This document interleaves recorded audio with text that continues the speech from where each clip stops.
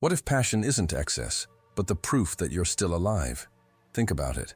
We live in a culture that systematically teaches us to distrust our desires. From our earliest years, we're trained to view passion with suspicion, as dangerous impulse to be controlled, as immature force to be outgrown, as distraction from more important matters. We learn to value restraint over expression, moderation over intensity, calm over fire. The mature person, we're told, is one who has mastered their passions rather than being mastered by them. This orientation toward desire runs so deep we rarely question it.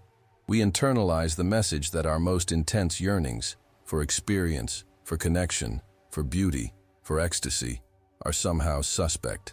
At best, their childish impulses will eventually outgrow. At worst, they're dangerous temptations that will lead us astray. Either way, the cultural prescription is clear. As we mature, we should become less passionate, not more. But what if this fundamental assumption is precisely backward? What if passion isn't primitive force to be transcended, but vital energy to be embraced? What if our deepest desires aren't distractions from what matters, but expressions of life itself flowing through us? What if learning to dampen the fire within isn't wisdom, but slow form of death? This possibility becomes particularly intriguing when we observe the relationship between passion and aliveness across human experience. Think about those rare moments when you felt most intensely present, most undeniably alive, whether in creative flow, in intimate connection, in sensual pleasure, in profound wonder. What characterizes these experiences isn't absence of passion, but its fullness. We don't feel most alive when desire is absent, but when it's most completely engaged. When we're not observing life from safe distance, but burning within it. Consider also the curious relationship between passion and meaning. We often notice that the experiences that matter most to us aren't those where we maintained perfect detachment, but where we were deeply moved, where something penetrated our protective layers and touched us at our core. The moments that define our lives typically aren't characterized by moderation, but by intensity, not by careful restraint, but by complete engagement, as if life itself recognizes as most significant precisely those times when passion was most fully expressed.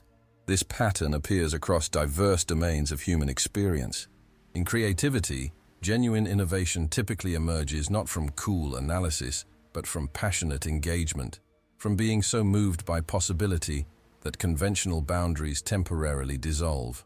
In relationship, our deepest connections form not through careful management of feeling, but through courageous vulnerability, through allowing ourselves to be touched and transformed by another's presence. Even in intellectual pursuits, the most significant breakthroughs typically come not from detached reasoning alone, but from passionate curiosity, from caring so deeply about a question that it consumes us. What makes this pattern particularly striking is how it contradicts our cultural programming about the relationship between passion and wisdom.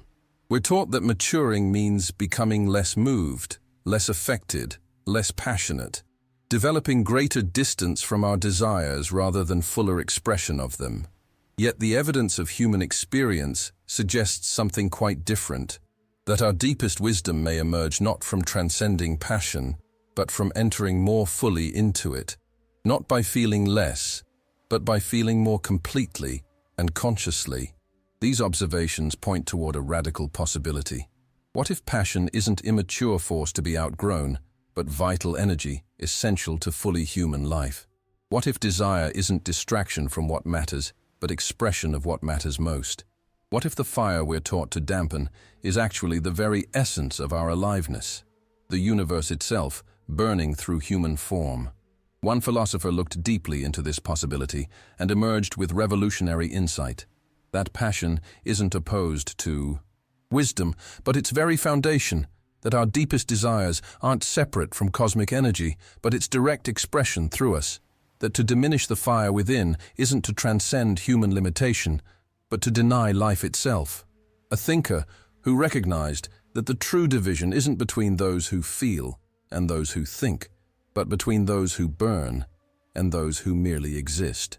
Have you ever considered that your capacity for passion, your ability to be deeply moved, to desire intensely, to care profoundly, might not be flaw to overcome, but gift to embrace? That the fire you've been taught to contain might actually be the universe itself remembering your name? There's a curious inconsistency in how we understand passion that becomes apparent when we examine it closely. While our cultural frameworks typically present desire as force to be controlled and eventually transcended, the actual evidence of human experience tells a very different story. This contradiction suggests profound anomaly in our conventional understanding of passion's role in human development and fulfillment. Consider how this anomaly manifests in our approach to personal growth. We're taught that maturing means developing greater detachment from desire, moving from passionate engagement to peaceful acceptance, from intense feeling to calm observation. This narrative appears across diverse traditions, spiritual paths that present desire as attachment to be released, philosophical frameworks that contrast emotional reactivity with rational detachment, psychological models that value emotional regulation over emotional intensity. Yet when we look at the lives of those we consider most fully developed, the visionaries, creators, and transformative figures who expand human possibility, we typically find not absence of passion, but its extraordinary presence. What distinguishes these individuals isn't their freedom from desire, but their capacity to channel its energy into creative expression. Not their detachment from life, but their profound engagement with it. From artists whose work emerges from depths of feeling, to leaders whose vision is fueled by intense care, from scientists driven by passionate curiosity, to spiritual figures whose compassion burns rather than smolders, we find that exceptional development seems to correlate with exceptional capacity for passion rather than its transcendence. This anomaly becomes even more striking when we examine our own experience of meaning and fulfillment. While we're told that happiness comes through moderating desire, our deepest satisfactions typically emerge precisely when passion is most fully engaged. In moments of creative absorption, intimate connection, sensual pleasure, or profound wonder. It's as if the experiences that matter most to us are characterized not by freedom from desire, but by its complete expression, not by perfect detachment, but by full participation in life's intensity. What makes this pattern particularly revealing is how it contradicts our cultural orientation toward desire. We're taught to view passion primarily as disruption, as force that disturbs clear thinking, as energy that leads us astray, as fire that threatens to burn what we've carefully built. Yet the evidence of lived experience suggests something quite different, that our most significant insights, connections, and creations emerge not despite passion, but because of it.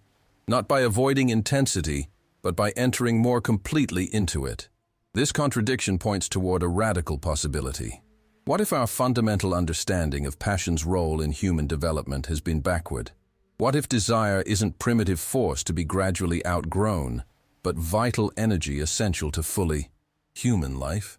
What if the path to genuine wisdom and fulfillment leads not away from passion but more deeply into it? Not toward feeling less, but toward feeling more completely and consciously. This perspective would resolve the paradox of why those we recognize as most developed often demonstrate not less passion, but more. Not because they've failed to transcend desire, but because they've discovered its deeper significance. It would explain why our moments of greatest meaning typically coincide with our experiences of greatest intensity, not as contradiction, but as necessary connection. It would clarify why attempts to achieve fulfillment through detachment from desire so frequently create lives that feel empty and disconnected. Not because we've failed to properly implement the strategy, but because the strategy itself misunderstands passion's essential role in human flourishing. This insight emerged from the thinking of a philosopher who recognized that conventional frameworks might be profoundly mistaken in their approach to desire.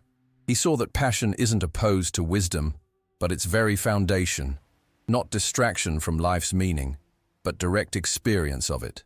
This perspective doesn't glorify blind reactivity or impulsive action, but recognizes that our capacity to feel deeply, to care intensely, to desire powerfully, to be moved completely, may be not limitation to overcome, but essential expression of our humanity at its most alive. What makes this understanding particularly revolutionary is how it transforms our relationship with our own desires. If passion isn't primitive force to be controlled, but vital energy to be engaged, then the path to fulfillment wouldn't involve progressive detachment from desire, but more conscious participation in its flow. Not feeling less, but feeling more deliberately and completely. The question wouldn't be how to transcend passion, but how to express it more authentically. Not how to extinguish the fire within, but how to let it burn more cleanly and creatively. Have you noticed the contradiction between what you've been taught about desire and your actual experience of aliveness and fulfillment? Have you found that your moments of greatest meaning typically come not when passion is absent, but when it's most fully engaged? Could this discrepancy be revealing something fundamental about passion's true role in human flourishing? In the autumn of 1882, a solitary figure walks along the shores of Lake Silvaplana in the Swiss Alps. He is 38 years old, plagued by chronic health problems that have forced him to resign his academic position. His published works have been met with indifference or hostility. He lives in modest boarding houses, moving with the seasons in search of climates that might alleviate his physical suffering. By conventional measures, this is a man who has experienced significant failure. This is Friedrich Nietzsche, and what distinguishes him from countless others who might have responded to such circumstances with resignation or bitterness is the extraordinary intensity with which he continues to engage with life. Despite physical pain, professional rejection, and personal isolation, he walks these mountains filled with passionate wonder, writing later, "Here I am at home, here I recover from myself and laugh again." His circumstantial suffering hasn't diminished his capacity for feeling, but somehow deepened it, as if his very limitations have intensified, rather than extinguished the fire within. What prepared Nietzsche for his revolutionary understanding of passion was a unique combination of intellectual background and lived experience. Born in 1844 to a Lutheran pastor in rural Prussia, he grew up immersed in Protestant Christianity, with its suspicious approach to desire and celebration of self-denial. His subsequent education led him to classical philology, the study of ancient texts, where he encountered pre-Christian Greek culture that viewed human passion not as sin to be overcome, but as divine energy to be channeled. The contrast between these frameworks gave him unique perspective on how different civilizations have understood the relationship between desire and wisdom, passion and fulfillment. But perhaps most significant was his direct experience of how passion operated in his own life. Despite physical frailty that might have justified retreat from intensity, Nietzsche discovered that his most creative periods coincided precisely with his most passionate engagement with ideas, nature, and artistic expression. Rather than finding wisdom through detachment from desire, he repeatedly experienced how his deepest insights emerged from moments of complete absorption, when thinking wasn't abstract exercise but expression of passionate curiosity, when observation wasn't detached analysis but form of love affair with existence itself. This embodied understanding informed what would become one of Nietzsche's central philosophical contributions, his recognition that passion isn't opposed to wisdom, but its essential foundation, not distraction from life's meaning, but direct expression of it. In The Gay Science, he articulates this insight. The great majority of men, what do they know about love and hatred or passions of the soul? These things that have given life to a Dante, a Hafiz, a Shakespeare, what do they understand about the heights and depths of life? This isn't romantic exaggeration, but precise recognition that our capacity to feel deeply, to be moved, affected, transformed by experience, may be not limitation to overcome, but defining capacity of human consciousness at its most alive. This perspective fundamentally challenged the dominant spiritual and philosophical traditions of Western civilization. From Plato's suspicion of emotional horses that must be controlled by rational charioteer, to Christianity's association of desire with sinful attachment, to Enlightenment's celebration of dispassionate reason, Nietzsche confronted intellectual heritage that consistently positioned passion as force to be transcended rather than embraced. His revolutionary insight wasn't that these traditions were completely wrong, but that they fundamentally misunderstood passion's true nature and potential, seeing only its destructive expressions rather than recognizing it as vital energy that, when properly channeled, generates our greatest wisdom, creativity, and connection. In Thus Spoke Zarathustra, Nietzsche expresses this understanding through his prophet's declaration, "You hire men, The worst about you is that you have all not learned to dance as one must dance, dancing over yourselves. What does it matter that you are failures? How much is still possible? Learn to laugh at yourselves as one must laugh. You higher men, how much is still possible? This dancing isn't mere physical movement, but passionate engagement with existence. Willingness to be moved rather than remaining fixed, to feel deeply rather than observing from safe distance, to participate in life's intensity rather than seeking refuge from it. What distinguishes Nietzsche's understanding of passion from simple glorification of emotion is his recognition that desire has both creative and destructive expressions. In The Will to Power, he explores how passion becomes destructive precisely when denied conscious engagement, when repressed rather than channeled, when fought against rather than directed, when feared rather than embraced. The problem isn't passion itself, but our relationship with it, not its presence, but our failure to provide creative expression for its fundamental energy. This insight emerged directly from Nietzsche's lived experience. Despite physical suffering that might have justified retreat into numbness, he repeatedly discovered how engaging more completely with his own passionate nature, his intellectual curiosity, his aesthetic sensitivity, his capacity for wonder and reverence, generated not chaos but creativity, not confusion but clarity. As he writes in Exe Homo, "My formula for greatness in a human being is amor fati, love of fate, that one wants nothing to be different, not forward, not backward, not in all eternity, not merely bear what is necessary, still less conceal it, but love it. This love isn't passive acceptance, but passionate embrace, engagement with life so complete that even suffering becomes valuable dimension of experience rather than obstacle to it." Have you experienced how your own moments of greatest clarity and creativity have typically emerged not when passion was absent, but when it was most fully engaged, when thinking wasn't abstract exercise, but expression of deep care, when observation wasn't detached analysis, but form of love affair with what you were perceiving?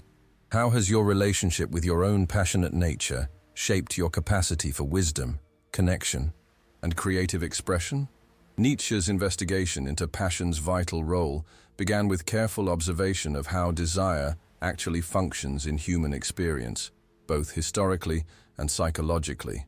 Through analysis of different civilizations' approaches to passion and direct examination of how desire operates in exceptional individuals, he discovered consistent evidence that wisdom emerges not through transcending passion, but through engaging it more completely and consciously. In The Birth of Tragedy, Nietzsche explores how ancient Greek culture, widely recognized as one of human history's most creative and philosophically sophisticated civilizations, approached human passion not as force to be eliminated, but as divine energy to be channeled. Through analysis of Greek religion, art, and philosophy, he identified how the greatest achievements of this culture emerged not from rejection of desire, but from its transformation into creative expression. The god Dionysus represented not primitive chaos to be overcome, but vital energy essential to authentic wisdom, not opposed to Apollo's clarity, but complementary to it. The highest expressions of Greek civilization, Nietzsche argued, emerged precisely when passionate intensity and conscious form worked together rather than against each other. This historical observation finds parallel in Nietzsche's psychological insights. In Beyond Good and Evil, he analyzes how exceptional individuals across domains, artistic, intellectual, political, spiritual, typically demonstrate not absence of passion, but its extraordinary presence. Every great philosophy so far has been the personal confession of its author and a kind of involuntary and unconscious memoir. This isn't criticism but recognition that our deepest wisdom emerges not despite subjective passion but through it. That genuine understanding comes not from pretending to perfect objectivity, but from engaging subjective desire with greater consciousness and clarity. Perhaps the most compelling evidence comes from Nietzsche's analysis of creative experience. In The Gay Science, he explores how artistic inspiration involves not freedom from desire, but its complete engagement. One must still have chaos in oneself to give birth to a dancing star.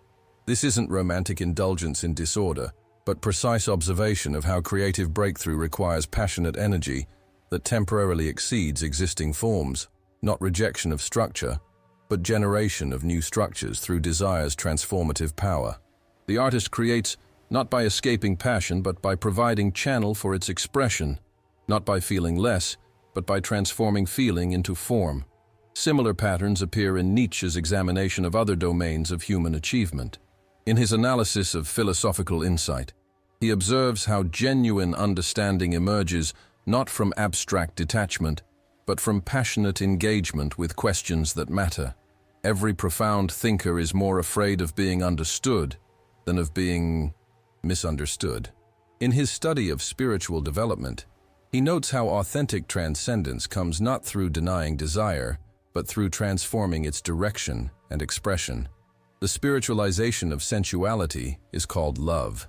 It is a great triumph over Christianity. In his exploration of leadership, he describes how transformative vision emerges not from freedom from passion, but from channeling its energy toward new possibility. The secret of realizing the greatest fruitfulness and the greatest enjoyment of existence is to live dangerously. These diverse manifestations of the same pattern led Nietzsche to a revolutionary understanding. Passion isn't primitive force to be overcome, but vital energy, essential to fully human life. As he writes in The Will to Power, what is happiness? The feeling that power increases, that resistance is overcome. This power isn't domination of others, but capacity to transform desire's energy into creative expression, to channel passion rather than being unconsciously driven by it or futilely attempting to eliminate it. The distinction isn't between those who feel and those who don't, but between those who engage passion consciously and those who remain unaware of how it shapes their existence. This insight finds expression in Nietzsche's concept of sublimation, Sublimierung, which appears throughout his mature work. Unlike repression, which attempts to eliminate desire, or raw expression, which discharges it without transformation, sublimation involves channeling passion's energy into creative form, not denying the fire, but providing valuable expression for it. As he writes in Twilight of the Idols, the spiritualization of enmity consists in profoundly grasping the value of having enemies. This spiritualization isn't rejection of passionate intensity, but its conscious direction, not feeling less, but feeling more deliberately and creatively. Nietzsche's personal notebooks reveal how directly this insight emerged from his own experience. During periods of physical suffering that might have justified retreat into numbness, he repeatedly discovered how engaging more completely with his passionate nature generated not chaos but clarity, not confusion but creativity. As he writes in a note from 1887, it is not the strength but the duration of great emotions that makes great men. This duration comes not from trying to eliminate passion, but from developing capacity to sustain and channel its energy, to remain engaged with desire's intensity rather than seeking escape from it. Have you noticed in your own experience how your most significant insights and creations have emerged not when passion was absent, but when it was most fully engaged, when you cared so deeply about a question, possibility, or connection that ordinary boundaries temporarily dissolved? How have different approaches to your own passionate nature, attempting to eliminate desire versus consciously channeling it, affected your capacity for wisdom, creativity, and meaningful engagement? As Nietzsche deepened his investigation into passion's vital role, he encountered a profound question. If desire is essential energy rather than obstacle to wisdom, why have so many spiritual and philosophical traditions taught its transcendence? This inquiry led him to identify specific psychological and cultural patterns that maintain our suspicion of passion, mechanisms that, while serving certain functions, ultimately diminish our capacity for full engagement with life. In On the Genealogy of Morals, Nietzsche explores how certain moral frameworks systematically devalue passion by associating desire with sin, weakness, or primitive nature to be overcome. He analyzes how Christianity in particular transformed the ancient understanding of passion as divine energy into narrative, where desire became evidence of fallen human nature. The great inventiveness in creating new forms of moral evaluation began with the Jews, and with them began the slave revolt in morality, the revolt which has a history of 2,000 years behind it, and which today has fallen heir to all other movements. This isn't simplistic anti-religious polemic, but recognition of how moral systems often function as sophisticated mechanisms for controlling passion, channeling its energy into sanctioned forms while pathologizing expressions that threaten established order. This insight led Nietzsche to recognize how specific cultural forms institutionalize suspicion of desire. In The Antichrist, he examines how religious structures, educational systems, and social norms train us to distrust our passionate nature. Christianity gave Eros poison to drink. He did not die of it, certainly, but degenerated into vice.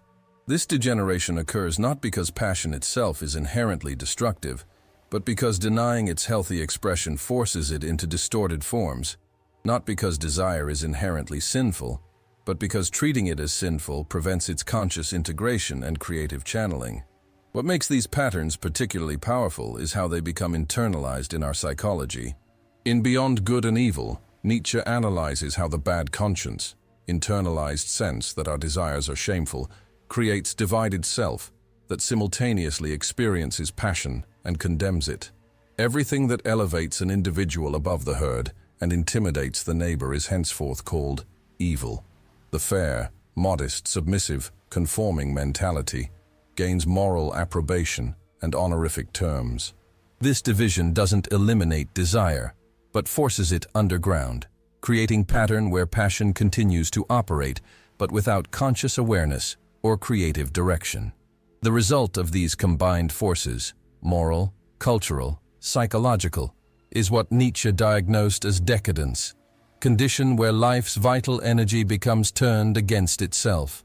In Twilight of the Idols, he describes this as the instincts turning against life, the will turning against life. This isn't mere criticism, but recognition of how frameworks that deny passion's essential role ultimately diminish human capacity for full engagement with existence, creating pattern where we simultaneously yearn for intensity and fear it, desire fulfillment, and distrust the very energy that might lead us toward it. These insights led Nietzsche to a revolutionary understanding. Authentic wisdom requires not better techniques for controlling passion, but fundamental transformation in how we understand desire itself. It demands what he calls the revaluation of all values. Not just questioning specific beliefs, but transforming the very structure of valuation that has traditionally positioned passion as force to be overcome rather than vital energy to be engaged. As he writes in The Will to Power, what is good? Everything that heightens the feeling of power in man, the will to power, power itself. What is bad? Everything that is born of weakness. What is happiness? The feeling that power is growing, that resistance is overcome. This power isn't domination, but creative capacity, ability to transform passion's energy into meaningful expression rather than being unconsciously driven by it or futilely attempting to eliminate it. In his personal notebooks, Nietzsche sometimes described this reorientation as movement from "thou shalt not" to "I will," from morality based on controlling desire to ethics based on creative expression of it.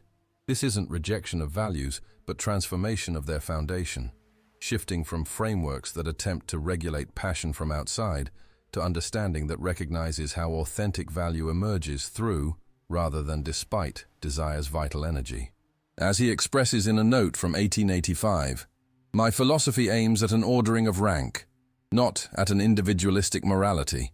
This ordering doesn't deny passion's potentially destructive expressions, but distinguishes between different relationships with desire's fundamental energy. The question isn't whether to feel, but how to feel. Not whether to experience passion, but how to channel it into forms that generate wisdom, beauty, and meaningful connection rather than chaos and destruction."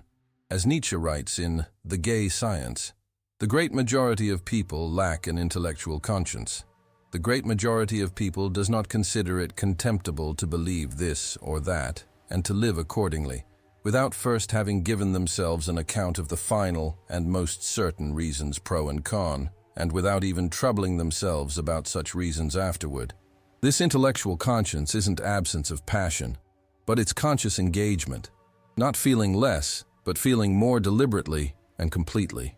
Have you recognized in your own experience how different approaches to desire, attempting to eliminate passion versus consciously engaging it, affect your capacity for wisdom, creativity, and fulfillment?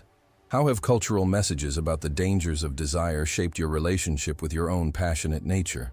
Could certain forms of wisdom actually be sophisticated mechanisms for disconnecting from life's vital energy rather than channels for expressing it more completely? As Nietzsche continued his exploration, a profound pattern began to emerge, one that connected individual psychology with cultural evolution, philosophical insight with creative process. This pattern revealed something remarkable. What we experience as wisdom, creativity, and meaningful connection emerges not through transcending passion, but through engaging it more completely and consciously. The distinction isn't between those who feel and those who think, but between different relationships with desire's fundamental energy. In Thus Spoke Zarathustra, Nietzsche articulates this pattern through his prophet's teaching. You tell me, friends, that there is no dispute about taste and tasting, but all of life is a dispute about taste and tasting. Taste, that is weight and scales and weigher at the same time. And woe to all living things that would live without dispute about weight and scales and weighers. This isn't celebration of mere opinion, but recognition that value emerges through passionate engagement rather than detached observation. That our capacity to care deeply, to be moved, to experience desire isn't obstacle to understanding, but its essential foundation. What makes this pattern particularly significant is how it transforms our understanding of wisdom itself. Conventional frameworks typically present wisdom as progressive detachment from desire, movement from passionate engagement to peaceful acceptance, from intense feeling to calm observation. But if passion isn't primitive force to be outgrown, but vital energy essential to fully human life, then authentic wisdom wouldn't involve feeling less but feeling more consciously and completely. It wouldn't require transcending desire, but developing greater capacity to channel its energy into creative expression. This perspective appears in Nietzsche's concept of amor fati, love of fate, which represents not passive resignation, but passionate embrace of existence in its totality. In Exe Homo, he describes this as not merely to endure that which happens of necessity, but to love it. This love isn't abstract acceptance, but engaged participation. Willingness to feel life completely rather than selectively, to embrace intensity rather than seeking refuge from it. The wise individual isn't one who has eliminated passion, but one who has developed capacity to engage it more fully and deliberately, to channel desire's energy, rather than being unconsciously driven by it or futilely attempting to escape it. The pattern extends to creativity as well. Nietzsche observed how artistic breakthrough emerges not through freedom from passion, but through providing new forms for its expression. In The Birth of Tragedy, he explores how the greatest achievements of Greek culture came not when Apollo, principle of form, dominated Dionysus, principle of passionate intensity, or vice versa, but when these forces worked together, when conscious structure and ecstatic energy complemented rather than opposed each other. The highest creativity emerges, not despite desire, but through it, not by feeling less, but by transforming feeling into form. Perhaps most profoundly, this pattern reshapes our understanding of virtue itself. If passion isn't vice to be overcome, but vital energy to be engaged, then genuine virtue wouldn't involve progressive elimination of desire, but its conscious integration and expression. As Nietzsche writes in The Antichrist, the concept of virtue was falsified. It was made into a psychological falseness, selflessness, self-denial. Underlying every morality, there is a certain life valuation. The question isn't whether one should feel, but how one should feel. Not whether to experience passion, but how to channel it into forms that generate wisdom, beauty, and meaningful connection, rather than chaos and destruction. This understanding transforms our approach to spiritual development. Rather than seeking to transcend desire through practices that create greater distance from passion's intensity, authentic spirituality might involve developing greater capacity to feel life completely, to engage rather than escape, to participate rather than observe, to burn rather than merely exist. As Nietzsche expresses in The Will to Power, not virtue, but fitness, Renaissance virtue, virtue free of moralic acid.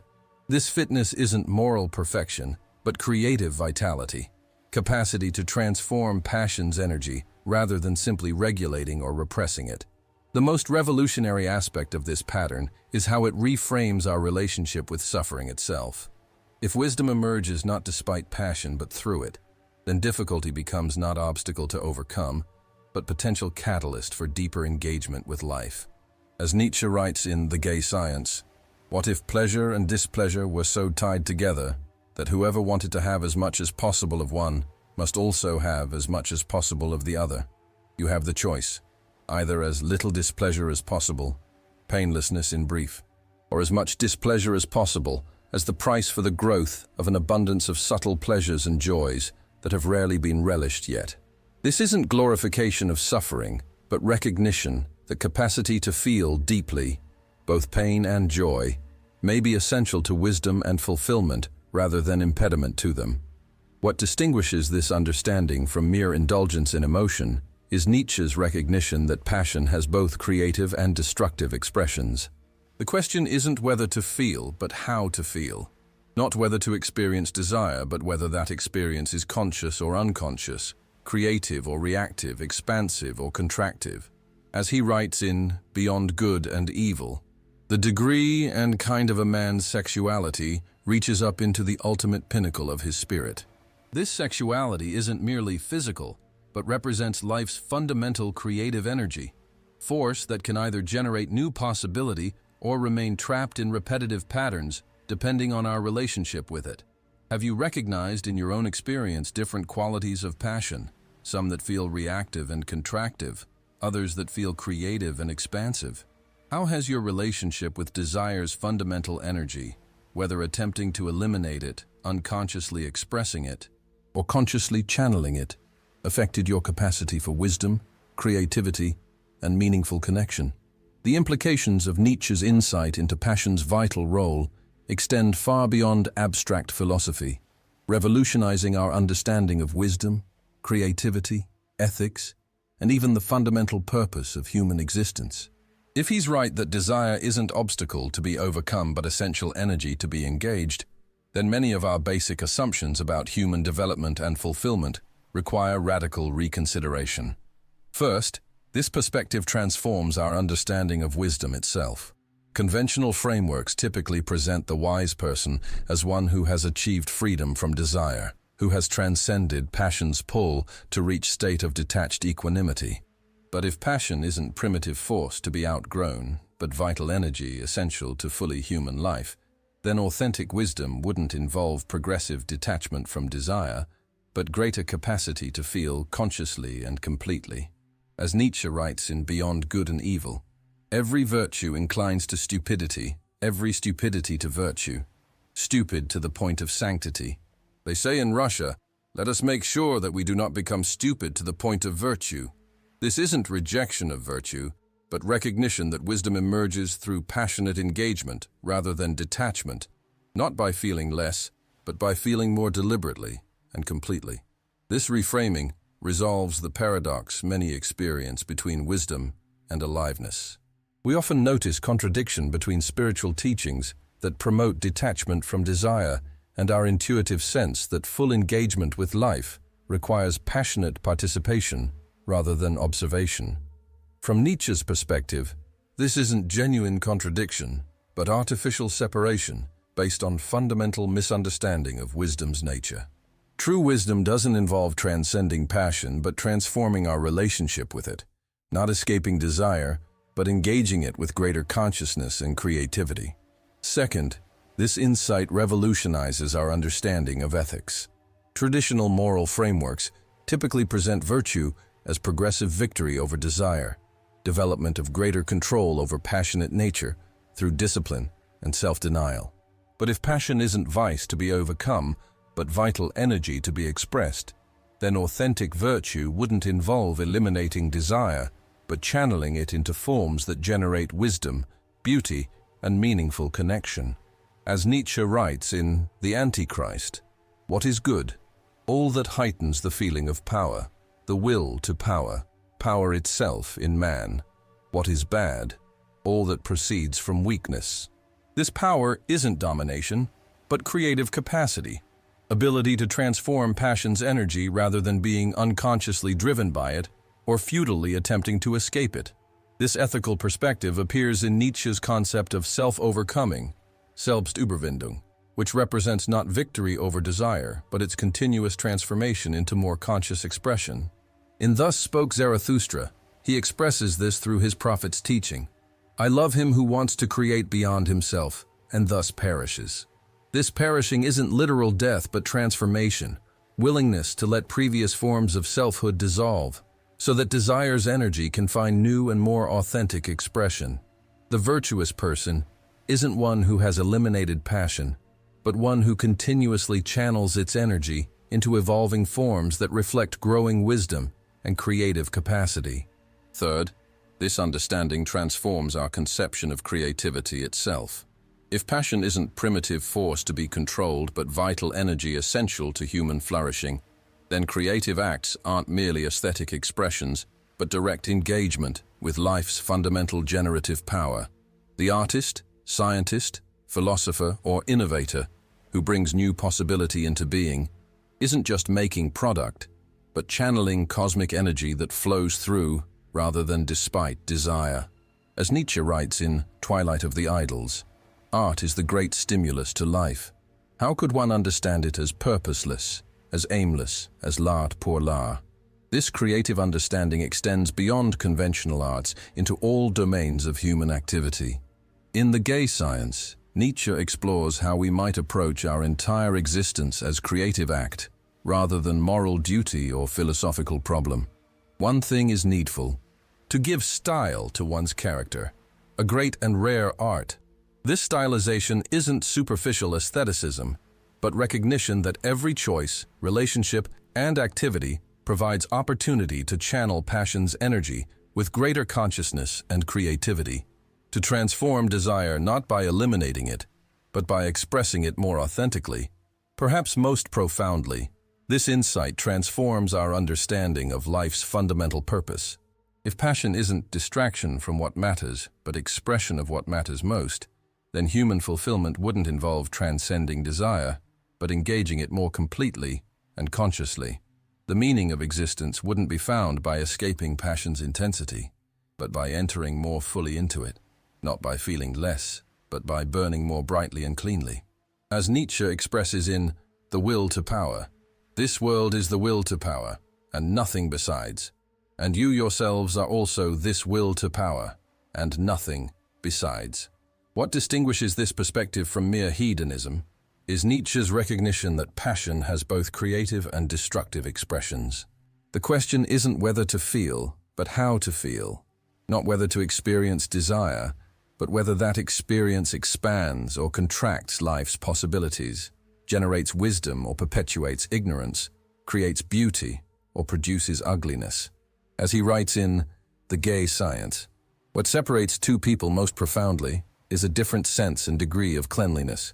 This cleanliness isn't moral purity, but clarity of perception and expression, capacity to feel deeply without distortion, to channel passion's energy without contamination from fear, resentment, or unconscious reaction.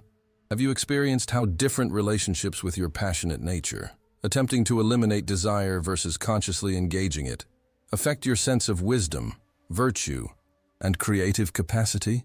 How might reframing passion, not as force to be controlled, but as energy to be channeled, transform your understanding of what it means to live well?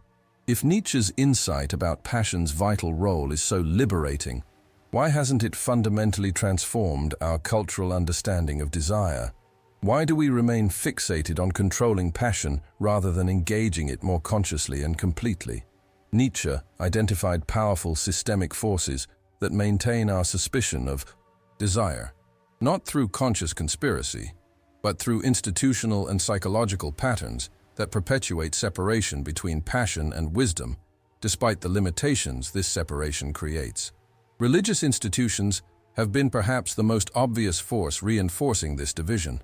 In The Antichrist, Nietzsche analyzes how established churches typically derive authority from positioning themselves as necessary mediators between human passion and divine wisdom. The church fights passion with excision in every sense. Its practice, its cure, is castratism. This isn't simplistic criticism, but recognition of how spiritual frameworks that begin as responses to genuine insight frequently evolve into systems that secure institutional power by maintaining separation between desire and wisdom, teaching that passion must be controlled through external authority rather than transformed through internal development. This pattern extends beyond traditional religions to secular institutions that similarly profit from maintaining suspicion of desire. Educational systems typically train students to value abstract knowledge over passionate engagement, rational analysis over emotional intelligence, detached observation over direct participation. Political structures emphasize control and regulation rather than creative channeling of social energies. Economic frameworks reward production of standardized commodity rather than authentic expression of unique vision. In each case, institutional interests are served by frameworks that reinforce division between passion and wisdom, rather than facilitating their integration. Maintaining human consciousness at level where external authority remains necessary rather than developing capacity for self-direction through conscious engagement with desire. What makes these patterns particularly powerful is how they align with psychological tendencies that Nietzsche identified as fundamental to human development. On the Genealogy of Morals, he explores how consciousness itself evolved partly through internalization of social control, development of bad conscience that creates divided self, capable of regulating its own passionate nature. This division, while generating certain evolutionary advantages, simultaneously separates us from direct engagement with life's vital energy, creating pattern where passion continues to operate, but without conscious awareness or creative direction. The result of these combined forces, institutional and psychological, is what Nietzsche diagnosed as the last man mentality, mode of existence focused entirely on comfort, security, and moderation rather than passionate engagement with life's full intensity. In Thus Spoke Zarathustra, he describes this condition. "We have invented happiness," say the last men, "and they blink. One still works, for work is a form of entertainment. But one is careful lest the entertainment be too harrowing. One no longer becomes poor or rich. Both require too much exertion. One has one's little pleasure for the day and one's little pleasure for the night, but one has a regard for health." This isn't merely cultural criticism, but recognition of how completely suspicion of passion can constrain human potential, reducing the vast possibilities of consciousness to small satisfactions that never require engaging desire's full creative power. These insights led Nietzsche to recognize that genuine liberation from this constraint isn't achieved through better techniques for controlling passion, but through fundamental transformation in how we understand desire itself. It requires what he calls the revaluation of all values, not just questioning specific beliefs, but transforming the very structure of valuation that has traditionally positioned passion as force to be overcome rather than vital energy to be engaged. This isn't rejection of wisdom, but recognition that authentic wisdom emerges through rather than despite desire, not by feeling less, but by feeling more consciously and completely. If Nietzsche's insight about passion's vital role is so profound, why has it been consistently misunderstood, marginalized, or actively suppressed? The answers reveal how threatening this understanding is to established frameworks of meaning, systems of authority, and our own psychological defenses. First, Nietzsche's vision fundamentally challenges traditional religious and moral systems. By suggesting that passion isn't obstacle to wisdom but its essential foundation, he undermines frameworks that derive authority from positioning themselves as necessary mediators between human desire and divine truth. His famous declaration that God is dead isn't simply atheistic rejection, but recognition that authentic spirituality requires abandonment of the very division between earthly passion and heavenly wisdom that traditional religion has maintained. This perspective doesn't merely modify spiritual understanding, but renders obsolete the entire project of controlling desire through external authority. replacing it with more demanding task of transforming passion through internal development. This explains why religious interpretations of Nietzsche have consistently distorted his thought, casting him as merely destructive, the philosopher who celebrated passion without recognizing its potentially harmful expressions. But this caricature misses his actual position. As he writes in Daybreak, "Whoever has watched with pleasure the old comedy will know what Plato and every philosopher before him regarded as his greatest unphilosophical danger and sought most to guard against: the effects of tragedy." Nietzsche wasn't simply celebrating unconstrained emotion, but recognizing how passion's energy can be transformed rather than eliminated, not by imposing control from outside, but by developing capacity to channel desire from within. Second, Nietzsche's insight threatens established power structures that depend on maintaining separation between passion and wisdom.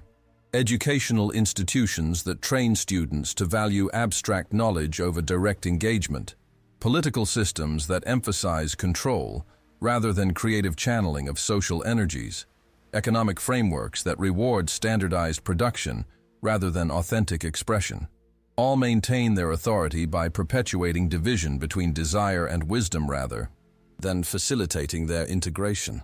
A culture that recognized passion as vital energy, essential to human flourishing, would develop fundamentally different institutions, ones oriented toward engaging desire's creative potential rather than merely regulating its expression.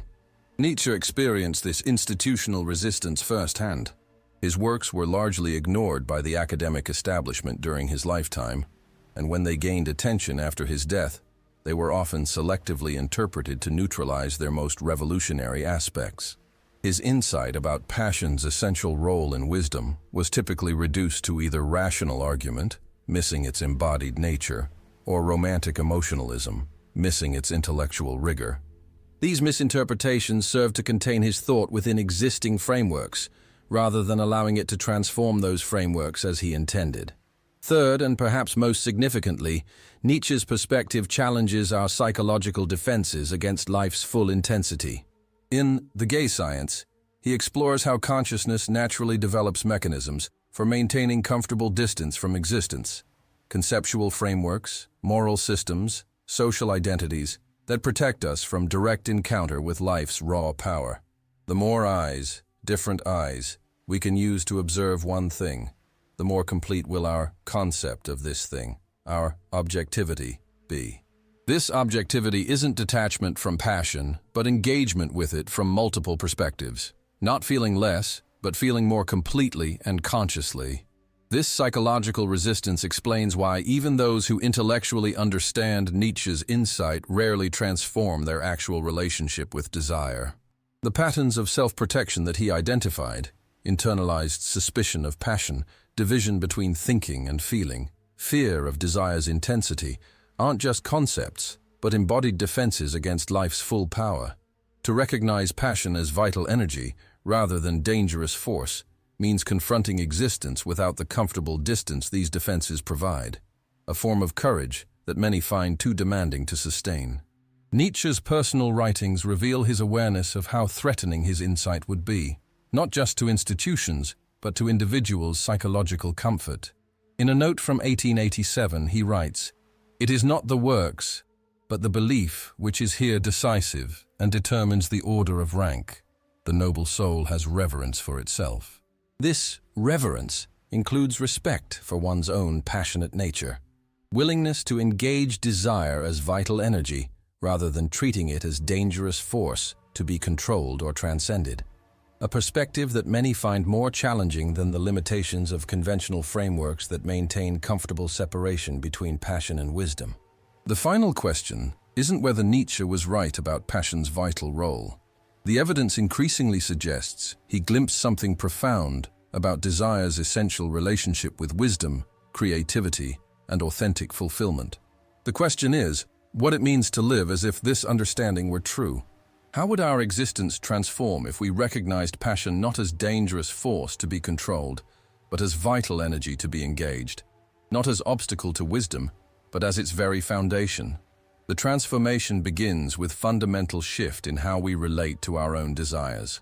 Instead of viewing passion with suspicion, as primitive impulse to be regulated, as immature force to be outgrown, as dangerous energy to be contained, we might recognize it as life itself expressing its creative power through us. This doesn't mean abandoning discernment or surrendering to every impulse, but developing more conscious relationship with desire's fundamental energy, learning to distinguish between reactive patterns that merely perpetuate past conditioning and authentic passions that emerge from deeper source. As Nietzsche writes in The Gay Science, "What does your conscience say? You shall become who you are." This becoming involves not rejecting desire, but engaging it more completely and deliberately, not feeling less, but feeling more consciously and creatively. This reorientation doesn't mean abandoning discipline or practice. Rather, it transforms their purpose. We develop skills and capacities not to control passion, but to provide more effective channels for its expression, not to diminish desire, but to engage it more completely and consciously. The artist develops technical mastery, not to overcome creative impulse, but to manifest it more effectively. The philosopher cultivates logical rigor, not to transcend passionate curiosity, but to pursue it more precisely. The lover develops emotional intelligence, not to moderate feeling, but to experience it more fully and authentically. As Nietzsche expresses in Thus Spoke Zarathustra, "I say unto you, one must still have chaos in oneself to be able to give birth to a dancing star."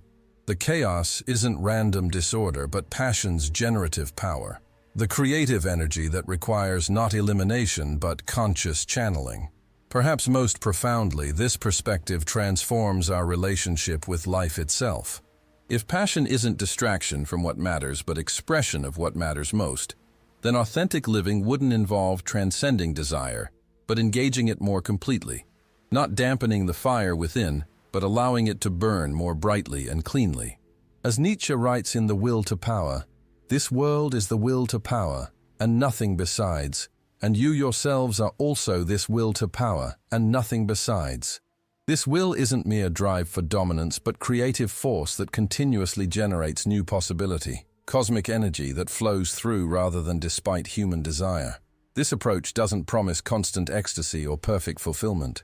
Passion involves both pleasure and pain, both expansion and contraction, both creation and destruction. The question isn't whether we'll experience difficulty, but how we'll relate to it. Not whether life will challenge us, but whether we'll engage those challenges with full presence or attempt to maintain safe distance from their intensity. As Nietzsche expresses in Ecce Homo, "Formula of my happiness, a yes, a no, a straight line, a goal." This formula doesn't eliminate suffering, but transforms our relationship with it, not by seeking escape from difficulty, but by engaging it as dimension of life's complete experience. If this perspective resonates with your experience, you've likely already glimpsed what Nietzsche describes. In moments when your passion wasn't obstacle to clarity but its very source. When desire didn't cloud your vision but intensified it. When feeling deeply didn't diminish wisdom, but revealed dimensions of understanding inaccessible to detached analysis. These weren't departures from authentic wisdom, but encounters with its deeper nature. Not exceptional states, but glimpses of what consciousness becomes when passion and clarity work together rather than against each other. The invitation isn't to abandon discretion or surrender to every impulse, but to develop more conscious relationship with desire's fundamental energy, to distinguish between reactive patterns that merely perpetuate past conditioning and authentic passions that emerge from life's creative source. Not to feel less, but to feel more deliberately and completely. Not to dampen the fire, but to provide worthy expression for its heat and light. Not merely to exist, but to burn, recognizing that, as Nietzsche himself discovered, passion isn't dangerous excess, but the very proof that we're still alive.